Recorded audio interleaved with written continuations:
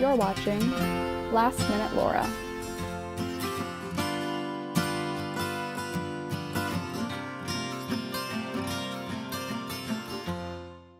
Hi guys! Today I'm back with another tutorial, and in this one I'm going to show you how to mend your old jeans.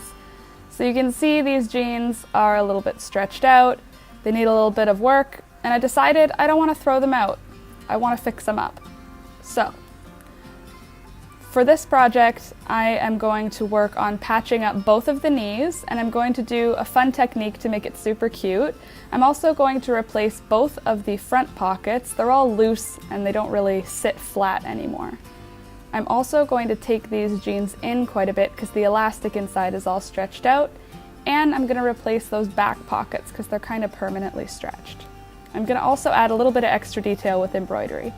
So to get started with this project, you're going to need a pair of jeans that you want to update, some scissors, an embroidery hoop, a thimble, embroidery floss, a sewing needle, pins, extra denim, and any other fun things that you want to stitch to your jeans. Okay, so I'm just jumping right into the second knee. In the previous video, you saw me do that Sashiko style embroidery to mend the other knee. This one, we're doing a little bit different. I decided to pick a brighter embroidery floss, so I'm using a soft blue. I will link all of the embroidery floss colors that I used into the bottom. And at this point, I'm just doing the horizontal lines over the knee. And you can see in this one I did not use any embroidery hoop while doing the stitching, so it wasn't perfectly flat. I ended up with something a little less than perfect, but it's okay because it actually inspired me to make it a really cool design. So after I went with the rest of these horizontal lines, I was trying to decide how far I should go with them and if I should do the vertical lines as well. I ended up deciding to do the vertical lines. I shifted the color though, so I used a navy blue and a black thread to do the vertical lines after finishing stitching in that patch with the horizontal embroidery floss lines.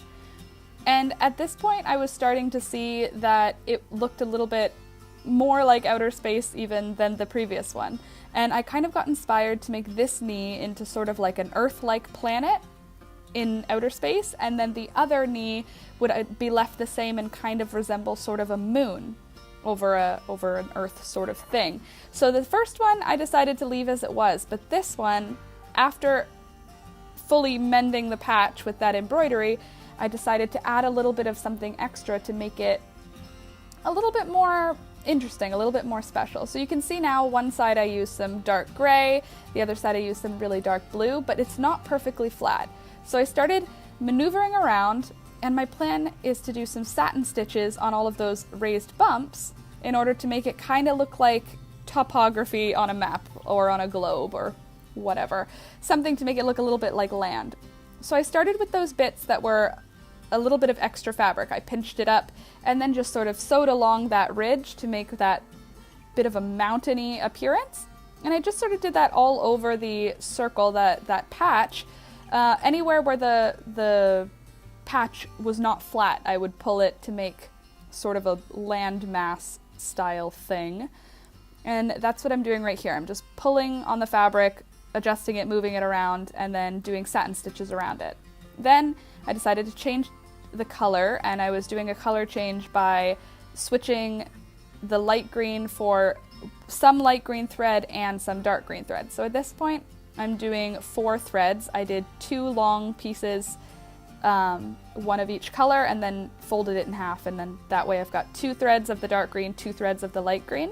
And I'm doing satin stitches here just to fill in that land mass with that color. And I'm just gonna do that all the way around the inside of both of those main chunks of land that I made before doing another color change. So again, I'm just using 2 pieces of floss that I folded in half so it ends up being 4 pieces. The next bit is gonna just be that dark green before I do my next color change. So with this one, I'm using 4 pieces of just that dark green floss. I'm still doing satin stitches to just sort of bridge, cover up all that patch.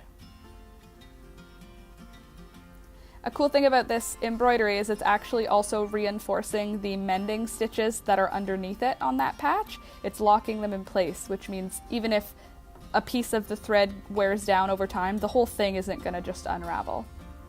So I then decided to do another color change, dark green and dark brown, and I was going to do that for most of the rest of it.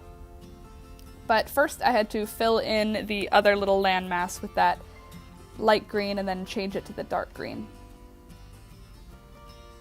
Here's a little bit of a slowed down up close version of what I'm talking about when I do my satin stitches. Sometimes I start them with a little bit of a gap in between. I find that it makes it easier to keep all of them straight, and it just blends really well in the end.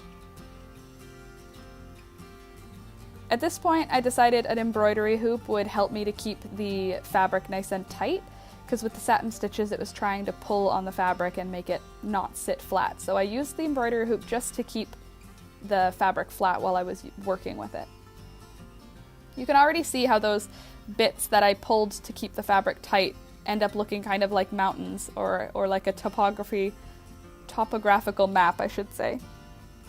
I was really into how it was looking. And I think that the cool color change between the dark blue and the dark gray in the vertical lines adds a little something extra, making it look like the directions that the water takes or something. It was really had a lot of fun with this project. And the great thing about doing this type of mending is you're gonna love your clothes, so you're gonna be more gentle with them. You'll wash them on a more gentle cycle because you won't want to damage it. And you're wearing a work of art. When you embroider a patch, it can be hard to figure out where you want to put it, where you want to put your embroidery. Doing it like this, you don't have to frame it, you don't have to find a spot for it, it just is on your clothes. So the new idea behind my channel, for the next little while anyway, is love clothes last. Love clothes last. So if you love your clothes, if you make your clothes something that you're going to love, then you're going to treat them well and they're going to last you a lot longer. So that's kind of my goal right now. I don't want to be buying any more fast fashion. I don't want to be contributing to that whole system. So my way of doing that is taking my old clothes that I would have otherwise gotten rid of because they were damaged or no longer fit me, and either donate or mend them. So I'm doing another color change here with that satin stitch. I'm bringing it to bridge it between that green and that brown before switching the color again. And I really was starting to love how this was looking. At this point, I was kind of deciding that that big gap where the watery part of that planet is needs a couple of islands. I think it's not quite as Earth-like as I want it to be. I think there should be some other land mass there. So for that, I'm just going to be adding in some islands in the end, but gotta finish filling in those land masses first. If you're not already subscribed, by the way, do subscribe to the channel because I do put out a new video every Tuesday and Thursday, and for the next little while anyway, I'm going to be concentrating on mending, on recycling, reusing, upcycling. I'm going to be doing a really cool series that I've just started filming on dyeing fabric with natural dyes. I'm really looking forward to that. I think that one's going to be a really cool series, so check back for that in the coming weeks. But definitely subscribe and leave me a like or a comment if you've got some suggestions, because I love looking for new things to do, and if they're within the realm of upcycling, mending, anything like that, crochet, embroidery, I love all those things. So if you've got a suggestion, let me know. But yeah, check back on Tuesdays and Thursdays because my videos come out at 8 a.m. and I'm always filming, so there's always new content to put out. So this is where I kind of decided it was a good time to get some islands going. So I took a little red marker just so I was clear about where I wanted them and kind of drew out where I thought some islands would go. And for these islands, I wasn't sure if I wanted to do what stitch I wanted to use for them. So for the bigger island, I figured a satin stitch made sense because it's big like the land masses. But for the little ones, I ended up using French knots to just sort of change up the look of it and give it a little bit more interest.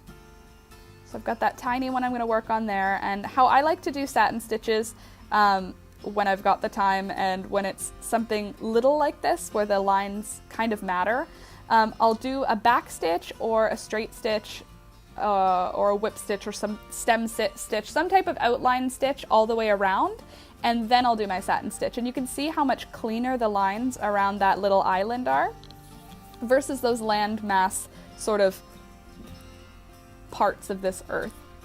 It's just a little bit clearer where the lines around the edge are if you do some type of outline before you fill it in with a satin stitch.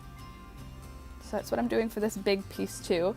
What I was calling, while I was making it, I was calling this piece my Australia. It's not even Earth-shaped at all, this planet. None of the land masses make sense, but this would be my Australia if it was supposed to be an Earth. And I decided the light green mixed with that sort of mossy green went really well for these little islands, just to change it up a little, make it a little bit more interesting. So this one I didn't outline, and you'll be able to see when it's done how the edges of the island aren't totally straight. It doesn't really matter because it's an island of a fake earth on a pair of jeans, but you'll be able to use that tip for something else in the future where it really does matter. And filling in the middles of those major land masses, I decided to do it with brown and sort of a tan, so it was like drier the farther inland you go in this.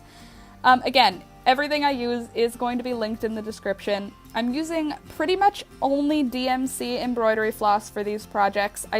I mostly only buy DMC. It is really good quality for the most part, really color fast. I don't have any objects that I've embroidered that have been damaged or faded over time from washing when I use DMC, so that's what I like to use, but definitely use whatever works for you. I just find it wears down a lot more slowly, so when I'm embroidering, it doesn't end up ripping before I've finished the project, whereas some other, I'll say lower quality floss, while you're doing a satin stitch, your yarn may fray, or your floss may fray, and then you'll have to thread it through the needle again and trim off some. Just an inconvenience that I like to avoid, and DMC seems to work. Not sponsored, although believe me, I would love to be sponsored by DMC because they have such nice stuff. Holla, DMC embroidery floss. Anyway, that's pretty much the whole thing for this one. So you can see this one kind of looks like a Death Star or a moon, and then the other knee looks more like a little Earth-like planet. You can see the ridges from those mountainy things I made. They're really 3D and they feel really cool, which is great because they look like a little work of art too. So you can see when it's all done, those knees sort of, they just look cool. They have a cool look to them. These dark gray jeans, not dark gray, I guess mid-tone gray jeans, started to wear down, and this was a really cool way to replace the knees with something strong and something that's gonna last.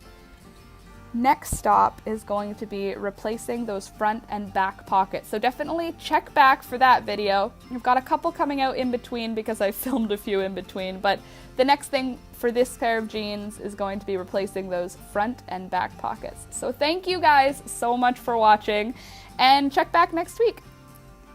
I will see you in the next one. Thanks, bye!